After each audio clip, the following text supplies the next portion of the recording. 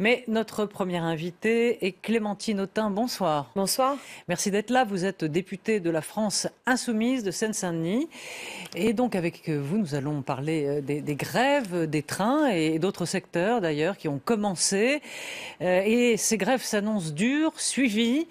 Mais ça va au-delà, je dirais, d'une grève de la SNCF. N'est-ce pas, dans le fond aussi, un conflit politique? C'est-à-dire que si Emmanuel Macron réussit le tour de force, pour certains, de réformer la SNCF, c'est que dans le fond, il pourra affronter tous les tabous.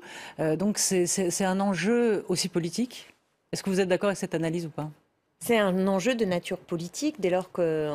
Il faut bien se rendre compte que les cheminots aujourd'hui, ce pourquoi ils se battent, c'est pas simplement pour un statut, mais c'est pour un choix de société. Parce que derrière cette réforme du rail, il y a une ouverture à la concurrence et donc derrière potentiellement une privatisation qui va avoir un impact sur le prix du train, mais aussi sur la capacité à desservir tout le territoire. Donc c'est un enjeu d'égalité et c'est aussi un enjeu environnemental. Parce que si vous n'avez plus de levier pour les pouvoirs publics pour développer le rail face à la concurrence de l'avion et de la voiture, alors on est totalement à côté de la plaque par rapport à... Mais vous dites que les prix sont très chers, mais vont devenir plus chers, mais ils le sont déjà. Non. Non. Comparer. Non, mais il faut comparer ce qui est comparable. Comparons par exemple avec les recettes mises en œuvre par Margaret Thatcher il y a maintenant un paquet de décennies. On a le résultat. Le résultat, c'est qu'aujourd'hui, les 2/3 des Britanniques veulent une renationalisation. Pourquoi? Parce que les trains sont en retard, parce qu'il y a des trains il y a des problèmes de sécurité et qu'il y a des problèmes de prix. En Allemagne, c'est pareil. Le train est infiniment plus cher qu'en France. Prenons un autre exemple, la Suisse. C'est formidable d'aller regarder en Suisse. Ils ont un système ferroviaire qui est 100% public.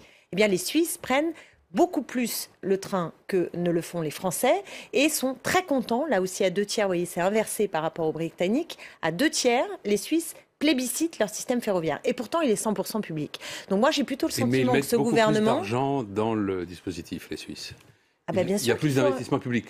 Bien sûr qu'il faut de l'investissement. Mais je suis bien d'accord avec vous. Il faut de l'investissement public, mais il faut le mettre à bon escient. Parce qu'aujourd'hui, la dette de la SNCF est notamment liée à des choix qui ont été des choix pas forcément très rationnels. D'investir dans les grandes lignes TGV à des endroits où ce n'était pas forcément la priorité, on se retrouve aussi avec une situation qui peut être dégradée. On reparlera de la dette, mais vous avez dit, d'entrée, vous avez dit, derrière cette réforme, il y a l'ouverture à la concurrence. Est-ce que, en fait, c'est pas... Non, il y a l'ouverture à la concurrence et derrière l'ouverture à la concurrence, donc, la privatisation. C'est bien de là que découle la réforme, c'est de la nécessité d'ouvrir à la concurrence. Quelle nécessité? Nécessité imposée par Bruxelles, dogmatique.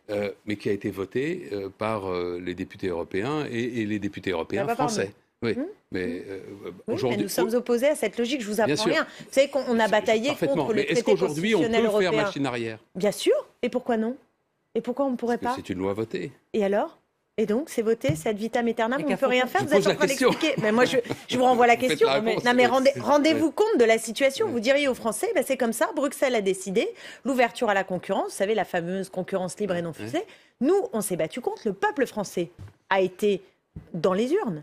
Dire quoi pour le traité constitutionnel européen? Non à ce traité constitutionnel européen. Et aujourd'hui, on est en train de transférer en effet des normes édictées par ces traités, par Bruxelles, dans le droit français. Eh bien, le gouvernement français peut tout à fait s'y opposer et ne pas transcrire, bien sûr. Et heureusement que oui. Mais est-ce que vous pensez que la mise en concurrence arrive fatalement à une privatisation? Une privatisation, ce serait 50% du capital qui partirait. Madame, on nous a expliqué la même chose au moment d'Air France. On nous a expliqué la même chose au moment où France Télécom s'est ouvert à la concurrence. Il y a EDF on nous a aussi. expliqué... Il y a EDF aussi. Non, mais bien sûr, il y a EDF, il y en a je ne sais combien en citer. Et ça commence toujours de la même manière. D'ailleurs, vous remarquerez un service intégralement public. On commence par ouvrir à la concurrence. On donne les parties les plus juteuses, c'est-à-dire les plus rentables, au privé, on garde au nom du service public ce qui n'est pas rentable et après on vous dit « Ah, regardez, l'équilibre ne fonctionne pas, alors il faut tout privatiser ».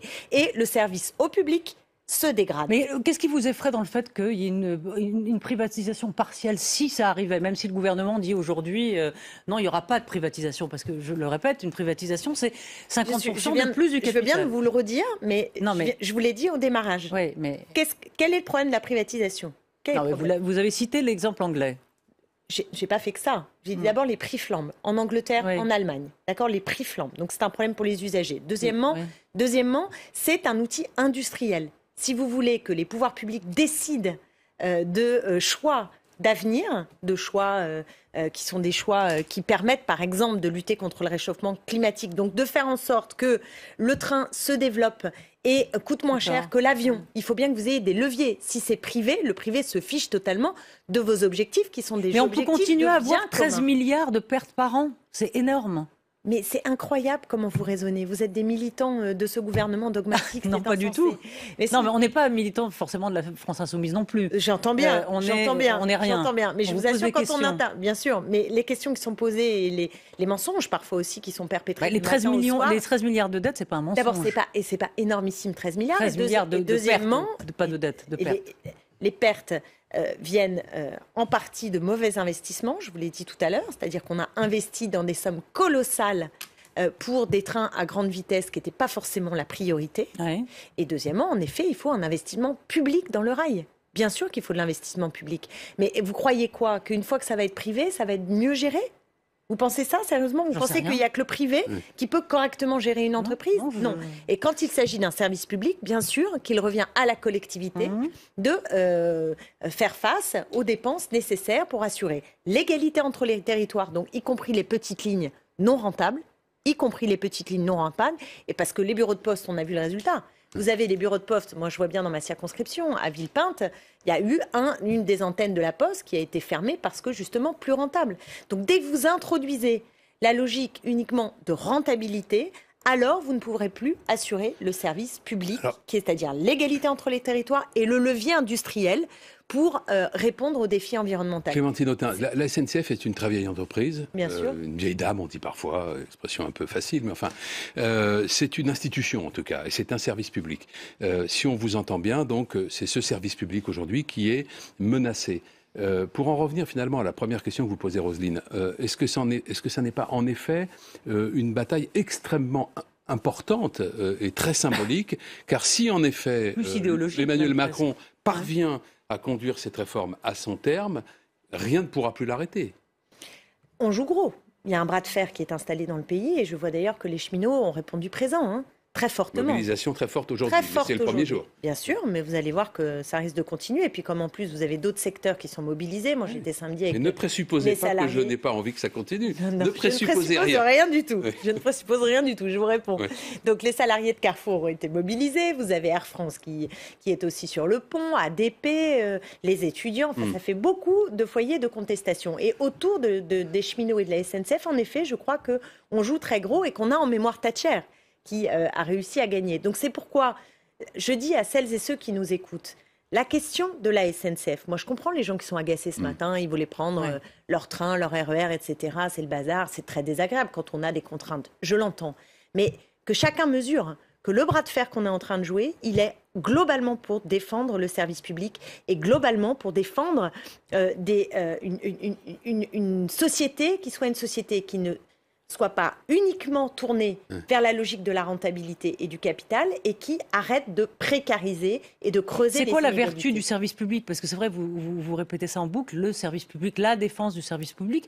C'est quoi, dans le fond, pour vous, les vertus de ce service public? Le service public, précisément, si vous pensez aux petites lignes, ça veut dire que le service public, il se doit, au nom de l'égalité républicaine, de desservir tout le monde. Si vous n'êtes que dans une logique, d'après le gouvernement. Mais vous savez très bien que, évidemment, au démarrage, on va vous raconter. Non, mais au démarrage, on va vous dire, mais non, mais ça va être supprimé. On pourrait écouter Édouard Philippe qui a redéfini aujourd'hui les. Mais à partir du moment où vous rentrez dans une logique qui est la logique du profit et de la rentabilité. Mais regardez la Poste, justement, vous parlez de la Poste. Oui. La Poste, elle n'a pas été privatisée pour autant. Il y a eu une ouverture aussi. Oui, et de cette ouverture, ce sont. Mais vous plaisantez.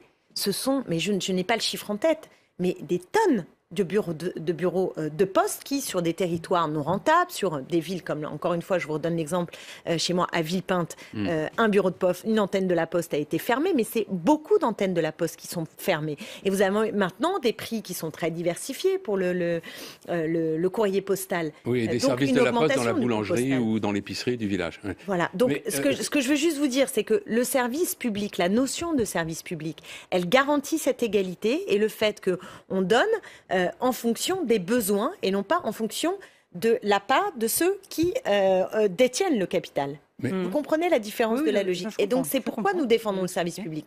Nous défendons globalement une économie qui serait au service des usagers et pas une économie ou une idée?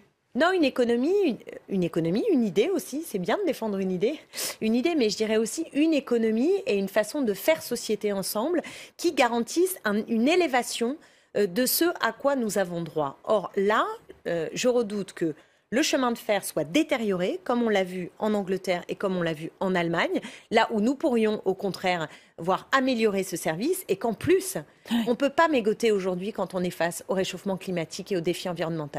Alors aujourd'hui, le Premier ministre a une nouvelle fois redéfini ou représenté les objectifs de la réforme, c'était à l'Assemblée nationale. On va l'écouter, puis vous nous direz si au fond, sur le constat, il y a des choses au moins que vous pouvez partager. Cette réforme n'a pas pour objet de privatiser la SNCF. Elle n'a pas pour objet de fermer des petites lignes. Elle n'a pas pour objet de revenir sur le statut pour ceux qui sont au statut. Mais elle a pour objet, monsieur le député, de sortir de ce statu quo, de faire en sorte que demain, dans un monde ferroviaire ouvert à la concurrence, la SNCF puisse être efficace, puisse être compétitive, puisse apporter un service de qualité à l'ensemble des usagers. Alors, ce n'est pas la fin du statut, finalement, mais la fin du statu quo, dit... D'abord, moi, je crois vraiment qu'il faut se méfier. On pourrait faire sans doute un copier-coller de tous les premiers ministres, de tous les ministres qui nous ont juré au grand Dieu que si on ouvrait à la concurrence, ça ne se terminait pas en privatisation. Je vous assure qu'on en aurait plein. Donc, ils le crient au grand Dieu comme ça, là, devant nous. Mais moi, je n'ai aucune crédibilité à donner à cette parole. Quant à l'objectif qu'il donne pour le système ferroviaire, ce sont des mots. Ce sont des mots parce que, en réalité, je vous le redis, quand vous introduisez uniquement la norme de rentabilité, alors vous finissez par fermer les petites lignes, alors vous finissez à répondre à d'autres objectifs que ceux qui sont les objectifs. On comprend. Ce que vous voulez dire, c'est le pied dans la porte, dans le fond. Et aussi sans arrêt que l'État se dépossède de ses outils industriels. Il y a un moment donné, je ne sais plus comment on va pouvoir faire des choix collectivement. Alors, ça finit par être un gros problème. Je voudrais qu'on aille plus loin, parce que vous nous dites un peu Yaka Faucon sur l'ouverture à la concurrence qui est imposée par Bruxelles. D'accord, vous dites on n'a qu'à désobéir. Je ne pense pas que ce soit possible. Mais oui, je veux dire, si tous les autres pays font comme ça et que nous on ne le fait pas, il y a un moment, on va rater le train, justement, sans faire de mauvais jeu de mots. Mais comment l'entreprise, dans ce cas, si il n'y avait pas d'ouverture à la concurrence, comment on aborde ce défi? Comment la société SNCF aborde ce défi de l'ouverture à la concurrence qui est faite un peu partout en Europe? Je vous rappelle qu'elle n'est pas faite en Suisse et par ailleurs, je ne crois pas à cette fatalité. C'est la première fois qu'on nous cite la Suisse. Et pourquoi non? Et pourquoi non 100% public. 100% public et les Suisses sont ceux qui prennent le plus le train de toute l'Europe. Donc, vous voyez, on peut parfois avoir des modèles qui sont des modèles qui marchent et qui sont de bon augure. Donc, moi, je vous dis très sincèrement que si l'Union européenne décide de nous conduire dans le mur et qu'il faut y aller parce que ça a été voté par Bruxelles et même pas par les Français... Alors, dites-moi comment on fait, alors? Eh bien, on ne fait pas. On n'ouvre pas la concurrence. Bien sûr que non. Moi, je vous le dis, on n'ouvre pas la concurrence. Évidemment que non.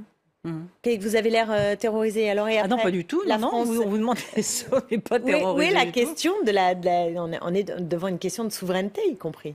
Oui, devant une question de souveraineté. Alors, dans la grogne sociale, il y a aujourd'hui d'autres secteurs où on s'agite, où on s'inquiète. Il y a les universités, il y a les EHPAD, il y a les hôpitaux. Mais pour l'instant, il n'y a pas encore ce qu'on appelle cette agrégation ou cette convergence des luttes. Quel est le déclic qu'il faudrait, selon vous, pour que ça se produise, puisque c'est ce que Jean-Luc Mélenchon appelle de ses voeux. Bien sûr, mais personne ne peut dire quel est le déclic. Quand vous reprenez tous les grands mouvements populaires. Non, mais que vous ne puissiez pas le prouver, c'est ça que je veux dire. Mais non, c'est pas ça, c'est la vie. Quand vous voyez en 36, quand vous voyez 68, quand vous voyez tous les mouvements d'ampleur, la plus grande grève générale, c'est 68. Vous voyez, on est au 50. Parce que là, c'est pas les étudiants, les jeunes qui peuvent. Mais moi, je suis incapable. Je suis pas Madame Irma. Une espèce de mai 68 à l'envers, en quelque sorte. Pourquoi à l'envers? Parce que là, ce sont d'abord les travailleurs qui sont en grève et les étudiants qui rejoindraient. En 68, c'était l'inverse. C'est pas tout à fait comme ça, parce qu'en fait, avant 68, pas tout à fait, parce qu'avant 68, vous aviez eu pendant quasiment 10 ans de très très nombreuses mobilisations dans le privé, dans le secteur public, un peu partout. Et effectivement, à un moment donné, l'étincelle, c'est la répression vis-à-vis des étudiants, et ensuite ça s'emballe, c'est clair. Aujourd'hui, vous dire qu'est-ce qui fait qu'à un moment donné, le mouvement va se cristalliser, converger et se développer, plus encore, ou pas, c'est impossible de vous le dire. Moi, je le souhaite, vraiment, et je pense que nous aurions besoin d'avancer vers, en effet, cette convergence, peut-être un week-end, à l'occasion d'une mobilisation nationale qui aurait lieu peut-être un week-end, mais tout ça ne se décrète pas d'en haut. Il faut d'abord voir s'enraciner cette contestation, et je constate en effet qu'elle est présente dans des champs très variés de la société. Regardez l'état de l'hôpital, qui est en vrai burn-out. Regardez les EHPAD, regardez les mobilisations des retraités, regardez effectivement les étudiants, c'est Tolbiac, c'est Montpellier, c'est toute une série d'endroits. Bon, ça fait beaucoup. Mais si on veut plus d'argent, il faut payer plus d'impôts. Non ? Si on veut plus d'argent, qu'est-ce que c'est pour le public ? Ils ont trouvé 9 milliards d'euros à redistribuer aux plus riches. C'est beaucoup, 9 milliards d'euros. Vous m'aviez dit combien déjà 13 milliards. 13 milliards. Voilà. Bon. Donc, vous voyez, les 9 milliards, ils les ont trouvés pour les redistribuer aux plus riches. Ils ont fait une réforme de l'impôt sur la grande fortune. Directement, 9 milliards entre ça, la taxe flat, etc., ont été trouvés. Donc, ça, c'est la première chose, c'est que des choix de ce gouvernement ont été faits au service des plus riches et au détriment des autres, puisqu'ils ont fait la poche des retraités avec la hausse de la CSG, parce qu'on a supprimé des emplois aidés, parce que ce sont les 5 euros d'APL en moins. Donc c'est un choix gouvernemental. Et là encore, on revient à l'Union européenne, c'est que ces fameux clous de 3%, pas plus de 3% de déficit, sont assez absurdes. Parce que la question de la dette, elle dépend pourquoi on fait de la dette. Aujourd'hui, on est dans des sociétés qui sont en récession économique, qui contraignent sans arrêt les budgets publics, et cette récession, elle produit des inégalités. Ça ne marche pas du tout. Je veux juste vous dire, ça ne marche pas du tout. Donc l'enjeu, c'est que justement, les pouvoirs publics soient acteurs d'une relance économique, mais qui fasse sens. C'est-à-dire qu'on tourne l'économie vers, par exemple, la transition énergétique, vers le développement de secteurs qui ont besoin d'être développés, comme la santé, comme le monde culturel, qui ne peut pas être totalement abandonné, là aussi, au spectacle et au privé. Donc, je crois qu'il y a des marges pour dépenser, agrandir, si vous voulez, le budget public et le dépenser de façon plus utile pour la population. On dit un mot de la politique. Olivier Besancenot, le retour du facteur, du NPA, en tout cas, qui revient sur le front médiatique et syndical. Est-ce que vous n'êtes pas en train, vous, la France Insoumise, de vous faire damer le pion par Olivier Besancenot ? Franchement, le sujet, là, aujourd'hui, n'est pas de savoir qui dame le pion et comment on peut être collectivement utile pour faire grandir la contestation, pour mener aussi ce travail d'éveil des consciences, parce que c'est vrai qu'on a fort à faire, on le voit sur les cheminots, il y a tellement de choses qui sont dites du matin au soir que c'est pas forcément évident de convaincre. Et moi, quand je vois Olivier Besancenot prendre la parole dans des émissions de très grande écoute et taper du poing sur la table pour nous expliquer qu'on est tous des cheminots, et que s'il commence par casser le statut des cheminots, c'est tout le monde qui va finir par être tiré vers le bas et être contesté, je dis très bien. Bienvenue, on est pas... Enfin, Vous êtes sûr que Jean-Luc Mélenchon l'entend de cette oreille ? Oui, je crois honnêtement, je pense que dans la séquence, on n'est pas trop à tenir des discours qui sont des discours qui donnent la pêche et qui donnent l'envie de se mobiliser face à un gouvernement qui détricote tout ce qui fait du lien, tout ce qui fait reculer notre société aujourd'hui. La question, Clémentine Autain, au fond, c'est aussi l'avenir de la France Insoumise. Est-ce que votre mouvement n'est pas le mouvement d'un instant, le mouvement d'un moment qui a été celui de la présidentielle de 2017, avec une campagne indéniablement marquée par Jean-Luc Mélenchon ? Moi, je crois qu'il faut prolonger ce mouvement. Je pense que justement, il ne doit pas être le mouvement simplement de la présidentielle, mais il doit trouver ses formes durables. Alors c'est vrai que la France Insoumise, elle est particulière parce qu'elle n'est pas un parti traditionnel. On cherche à faire du neuf dans la France Insoumise et c'est pas évident de faire du neuf. Donc ça prend du temps. C'est un mouvement qui cherche ses formes, qui soient des formes adaptées au XXIe siècle. Et moi, je crois qu'on a besoin de cet outil pérenne. Et nous essayons de nous donner le maximum de moyens pour le faire durer et surtout le rendre utile dans un moment d'ébullition comme le nôtre. Je vous assure qu'on en a besoin.